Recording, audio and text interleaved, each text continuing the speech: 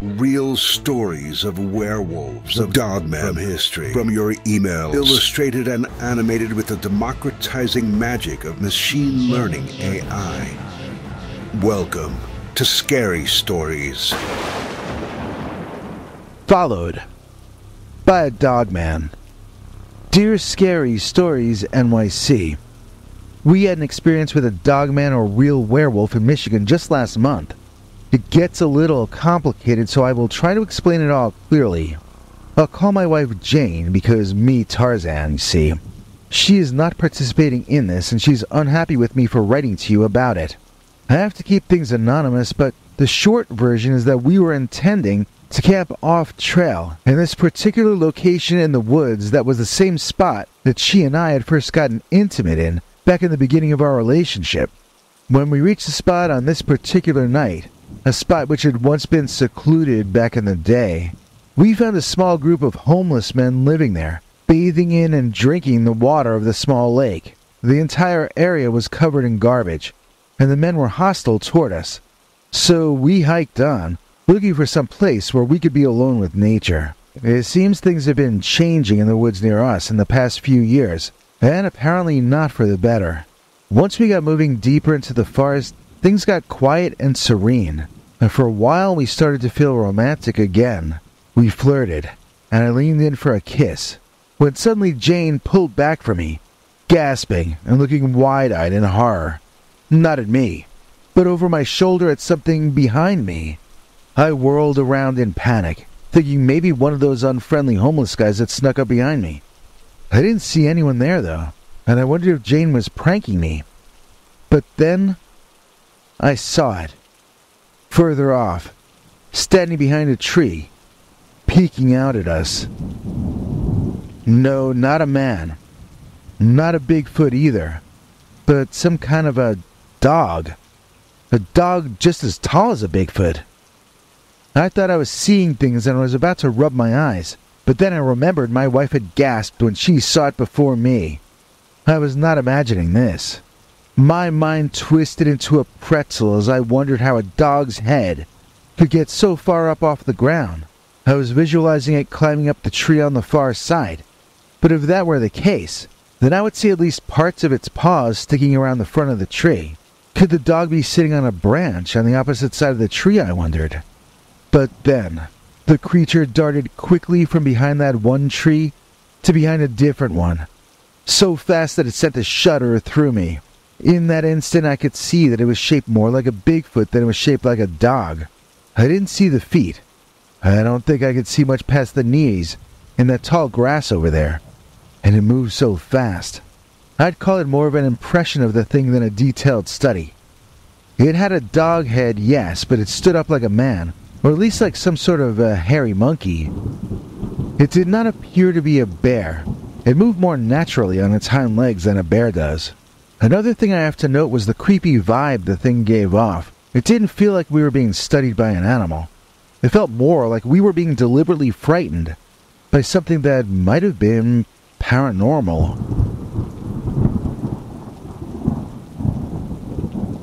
What exactly do I mean by that? Well, that's a good question because I'm not entirely sure myself what I mean. I definitely am not definite about it. I know it wasn't a man in a costume because it was just too large to be. It might have been the darkness. It might have been the creature's glowing eyeshine. Maybe it was just because of how frightened it made me feel to see it. Like maybe the first people to see a bear might have thought they were seeing some kind of supernatural entity too, I don't know. I mean, maybe just not knowing for certain what it was made it seem scarier or supernatural in that moment. On the other hand, maybe this really was something that just wasn't an ordinary animal. I suggested we leave, and I started walking in a different direction as casually as possible.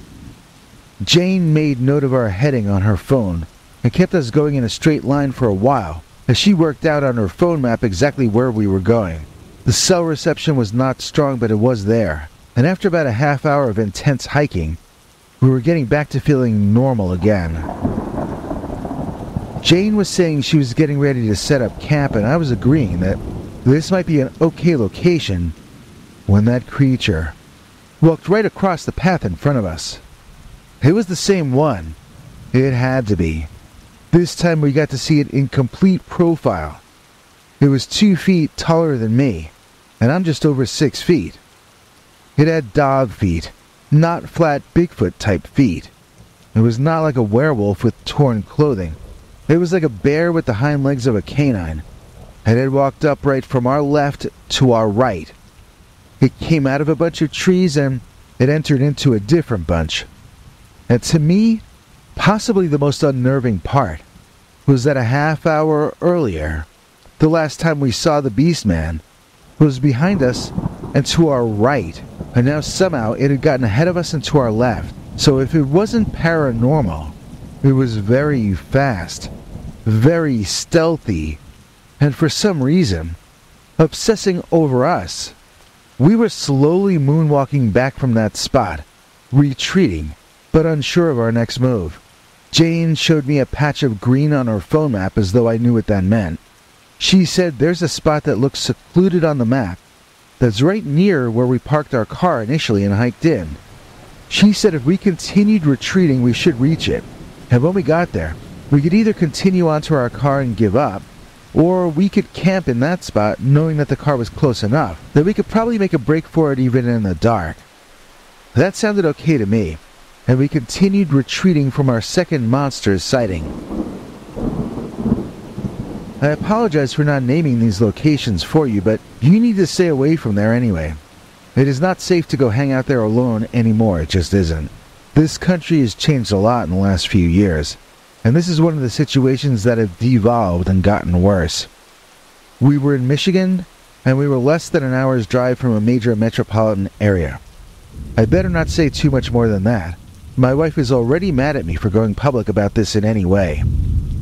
It was really only like 5 or 10 minutes before we felt better this time. I really didn't feel as though that creature was after us any longer. We both felt that it had succeeded in keeping us away from whatever it was that it didn't want us being near, and we increasingly felt like we were finally in the free and clear. When we got down into that patch of woods near where we left the car, we found a perfect clearing to camp in, and we hadn't heard or seen that creature for some time. While I started pitching our tent, my wife hiked the rest of the way to the car, coming back on a dirt trail she said would be our escape route if we needed to get out of there in the night. We set up a fire and had some dinner, then enjoyed the evening a bit before calling it a day and heading into the camp to get some sleep.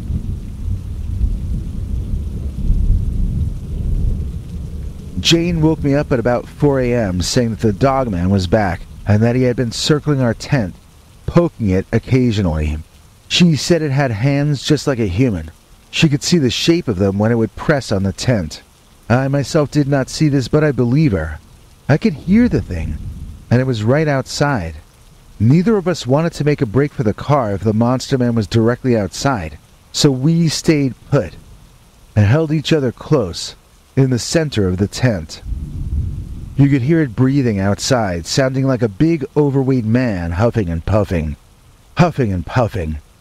You could hear the twigs snapping and the gravel and dirt being stepped on, and it just kept going. The big dumb animal just walked in circles around us and then did it again, and again, and again. I started to feel like it was going to drive me insane when the sun started to brighten things, and then I couldn't hear the Dogman any longer. When we got out of the tent that morning, we saw footprints all around it, but not dog prints, not animal prints of any kind. We saw boot prints, bigger than mine. I put my boot up alongside one of them, and this guy had much bigger feet than I do. So it didn't seem to be an animal at all that was circling us, and the reason it sounded like an obese guy gasping for air might have been that maybe it really was a big overweight tall guy walking in circles around our tent while we were trying to sleep. Why he was doing that I am not sure I even want to contemplate. Somehow I find it freakier that it was a man than any kind of animal, mythic or not. I mean, I can guess at the motivations of animals, but not whoever that was walking circles around us that night. It can be certain that whoever this person was, they did not have good intentions for us. We got back to our tent as fast as we could that morning. Right now, we need a vacation from vacations. And then if we ever want to go out into nature again, we will definitely rent a cabin in an official campsite, or buy an RV or something. We will bring friends when friends are available to bring. We would never want to camp out in the wilderness where there are so few other people around ever again.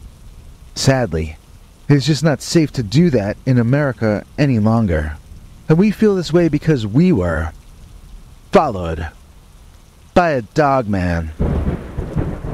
This here is the final episode in our week of scary dogman camping stories. I wouldn't want to be like that guy, camping alone with his wife exposed like that in a territory that has predators and carnivores of all types, including predatory humans. The way I see it, if you're going to put yourself at risk out in nature, there is such a thing as safety in numbers. If you're camping alone, you're obviously far less safe than if you and your family or friends head out into dogman turf in this 16-person mansion of a tent. This cool 3-wing tent is on sale by mail from Walmart at $100 off for a limited time only. The link to snag one at that discounted price is in the description. If you use that link, then allegedly this channel gets a small commission for each sale. And now it's time for another scary camping story featuring Dogman. Dogman, and why I quit hiking. Dear Scary Stories NYC. I once saw a dogman for maybe a full minute, possibly even longer. I was too shocked to move, and too afraid to make a sound. And that's why I got to see him do several kinds of things that I don't know if anyone else has witnessed him doing. That's also why I was fairly seriously traumatized by what happened. I will keep my descriptions rated PG, but you should realize that I'm going to be talking about this event that completely changed the trajectory of my life. I am not the person I had planned on being because of this dogman encounter. When I was 22, I worked multiple jobs for half a year to save up money. Then I finally moved out of my parents' house and hit the road as a nomad. It was 1973, and I wanted to see America firsthand. I was a hippie or a post-hippie, but I was also fiercely patriotic. I literally loved sleeping on the ground in the forest, just knowing that it was the American forest, you know? And in those days, you didn't have to be right-wing to love this country, because this country represents freedom, and that was the ultimate thing to pursue in my 22-year-old mind. I mean, I loved the Founding Fathers. I thought they were the ultimate weed heads, you know? It was my goal to spend as much of my time off-trail as possible, living like a primitive in modern America. I didn't know how long it would be possible to keep it up, and so I set no time limit on myself, and really no rules either. Anytime I felt any need to stop into a town for a hot meal, or a night at a motel or whatever, I was allowing myself to go and do just that. But I never grew bored of being off-trail. I was never tempted to go to a hotel. There were many times when I wondered how many humans had trodden where I was treading, as I squeezed my way through densely packed foliage and trees. To me at that time, even 5 months into my wanderings, every second of every day was a moment of discovery. When you're walking through woods all day and sleeping under the trees at night, you literally never know what's gonna happen next. As much as possible, I lived off the land by keeping my eyes open to edible plants, berries, and tubers around me. I was one of those Yule Gibbons types, although I hadn't heard of him yet when I set off on my journey. I didn't eat pine trees like Yule, but I did know how to recognize potato beans and pawpaws and so forth. Hiking through the woods, you can walk right past food all day long without realizing it. But I had my field guide with me, and to me, some days that summer, it felt like walking through a supermarket. A very warm supermarket with no shopping carts, but you get what I'm saying. Now, part of my hippie bliss was based around the facts that I knew botany, and I knew how to defend myself against bears, wildcats, and snakes. I had a good first aid kit that I kept up to date, and I had an awareness of the general direction of hospitals when I would check my map each morning. Those were the days before GPS, but I did have a compass, and I had a good sense of direction. I always knew where I was within a mile or two, or at least I remained convinced that I always knew. I was never more at home than I had been that summer. And then the Dogman walked into my life. The Wisconsin Dogman. And I haven't really ever felt at home any place on the face of the earth ever since that day. So on that momentous day, I saw a deer, and I thought it was just the most beautiful thing I'd ever seen. It was like Bambi, a young adult. I don't remember if it was male or female, but I remember that it was lovely. It walked away from me, and I followed at a distance, keeping foliage between me and the creature so that I could enjoy watching it without getting it upset. Well, I wasn't the only one silently watching that deer on that late afternoon. From the opposite side of it sprang a dog, flying through the air. The largest dog I can remember ever seeing, but a dog nonetheless.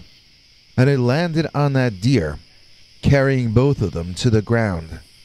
Dispatching his victim with the speed and precision of a hired assassin, the big canine began consuming his meal.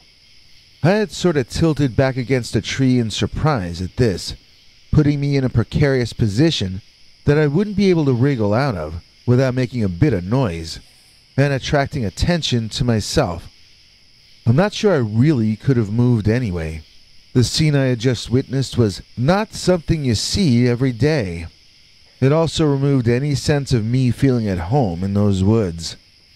If even a deer, built out of defensive instincts and speed, didn't sense that Dogman there until it was twisting his neck, then no human being could ever withstand a surprise ambush from a Dogman.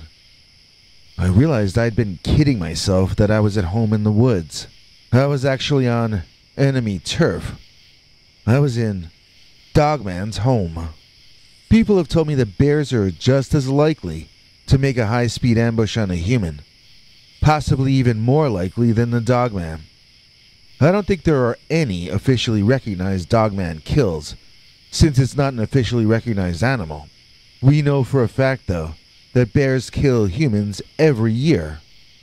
Still, those people didn't see what I saw. It happened so fast, the deer never even knew what was happening. If it had been a movie, you would have said it was too exaggerated, too sped up, and therefore impossible. If you had seen it with your eyes, I think you would agree with me that a bear is simply not in the same class of predator as the Dogman. The Dogman is something a lot scarier than any of the accepted carnivores of North America. The Dogman is like something out of the age of dinosaurs. He's like a velociraptor with fur in a lot of ways. The one I saw was solo, but I've heard they sometimes hunt in packs, and I can't imagine any animal anywhere that could stand up to an entire pack of creatures like the dog-headed brown beast that I witnessed.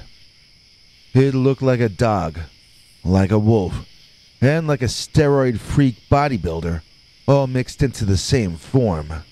It tore into its food with teeth longer than most of the forks and knives I've used in my lifetime.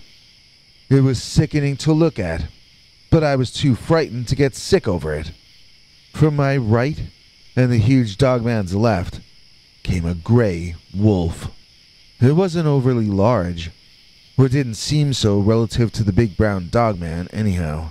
My half-functioning brain wondered why the beast was wandering so close to the Dogman's kill. Possibly it was starving if it wanted to take the Dogman on for that meat there.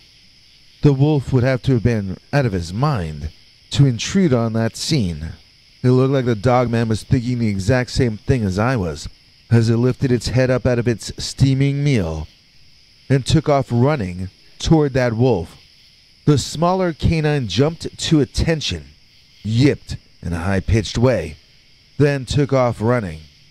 It did not run away, however. Instead, it started running in a circle around that Dogman's kill, and the Dogman raced around just after him. Dust flew as the two carnivores circled the carcass 2 more times, with the Dogman growing closer to the shorter-legged wolf with each turn around.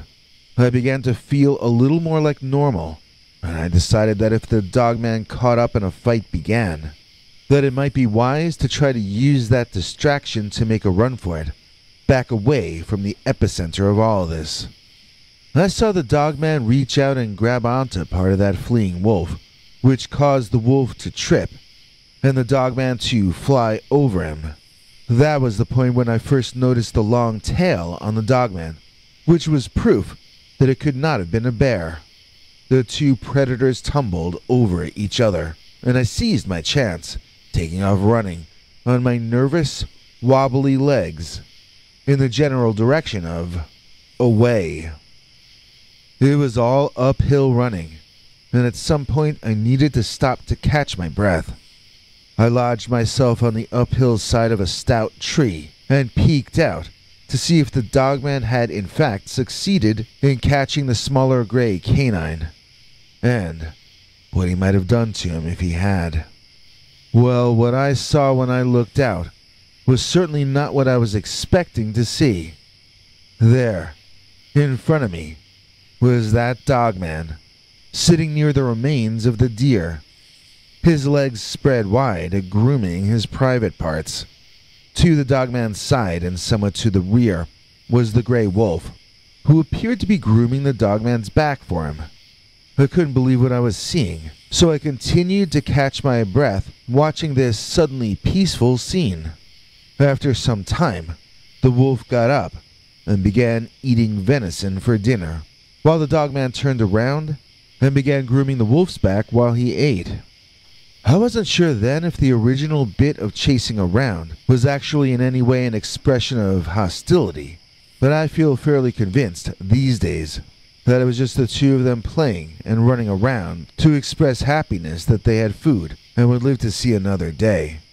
In the moment, I was thinking that I had just witnessed two adversaries becoming friends, but now I think they had to have been friends and allies for some time already, before that day. I didn't initially respond to this by returning to civilization. I just ran away as far as I could go until it started to get too dark to travel. I set up my tent that night and I laid there silently, too frightened to sleep, listening to something walking around out in the darkness. In the morning I looked around for footprints, but I didn't notice any at all. That whole day I felt really creeped out, like I was being watched, and I decided to spend that night in a hotel I had seen back along a highway I had passed.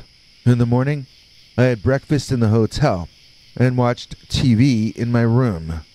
When they knocked on my door to inform me that it was checkout time, I went downstairs and paid in advance for one more day. I still wasn't ready to go back out into Dogman territory. By the next morning, I called my dad, and he told me that he had a job for me at his company if I was ready to come home. I hadn't been calling him planning on going back, but the idea of competing for survival against other humans didn't seem as horrible to me as it used to. It sure beat competing for survival against the Dogman and his wolf pack friends. So basically, that's my story of Dogman and why I quit hiking. Sabrina Midkiff, she's so nice. She donated not just once, but twice. Please join me in thanking tonight's executive producer, Sabrina Midkiff, for making this episode possible. Sabrina has made generous donations to us again, using our handy thanks button located under each of our videos. Thank you so much, Sabrina. Your donations will go directly to food and maintenance, and we literally couldn't keep going without the kindness of good people like you. We are in one of the rich YouTube channels we're barely scraping by, and we honestly can't thank you enough, Sabrina Midkiff. If you too would like to stand like a hero among mere mortals like Sabrina Midkiff, and if you would like to hear our secret uncensored members-only Dogman stories, then check out what our international TV spokesmongrel Henry Lee Dogman has to say. Hank? Thanks, Biggie, and thanks to all of you for watching this far. If you liked it, please click like. If you'd like to see more of our work, please subscribe. And also click that bell icon if you'd like to be notified when we put out a new episode. To become an executive producer, you can donate to us through the thanks button under each of our videos or through our paypal.me/PeterBernard209 page. To receive cool perks like secret uncensored Dogman episodes far too wild to ever run on this channel, you can become a YouTube channel member by clicking the join button, or join our PayPal subscribers club at peterbernard.com. Joining either at the $3 a month level or above gets you access to our over 25 hours of secret uncensored Dogman stories available nowhere else. Do you have a scary story about Dogman or some other kind of high strangeness that happened to you? Let us know by emailing us at scarystoriesnyc@gmail.com or by leaving us a voicemail message at 804-LA-SCARY. You may need to call back on that one. It cuts off after, I think, 3 minutes. And if you don't want to do any of that stuff, thank you for simply watching to the end. Good night, and have a scary tomorrow.